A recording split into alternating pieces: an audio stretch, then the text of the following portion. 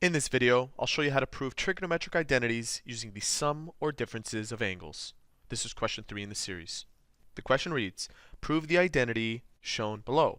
I'll start with the left side. I want to make the left side identical to the right side. And the first thing that I notice is that the left side is saturated with tangents. Now, tangent x is the same thing as sine x over cosine x. So instead of all of these tangents, I can replace them with its identity. Sine x over cosine x. Sine x over cosine x minus sine y over cosine y, sine x over cosine x, and sine y over cosine y. Since we're trying to prove that the left side is equal to the right side, I'll just keep this side vacant. The next thing that I will do is find a common denominator for the numerator itself and for the denominator. The common denominator here will be cosine x, cosine y. Don't be confused into thinking it's cosine squared x. Double check by looking at the angles, they're different. And the numerators will be sine x cosine y minus sine y cosine x. And at the bottom, the common denominator will be the same thing.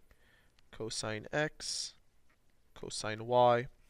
And the numerators will be sine x cosine y plus, this time, sine y cosine x. The next thing that I'll do is divide this fraction with this fraction. Now I can tell you from now, if you divide this fraction with this fraction, you'll have to take the reciprocal of the bottom fraction and multiply the two. Now if you do that, the denominators will cancel out, and you'll be left with, remember, sine x cosine y minus sine y cosine x. Let's see if we can match it with one of these sum or differences of angles.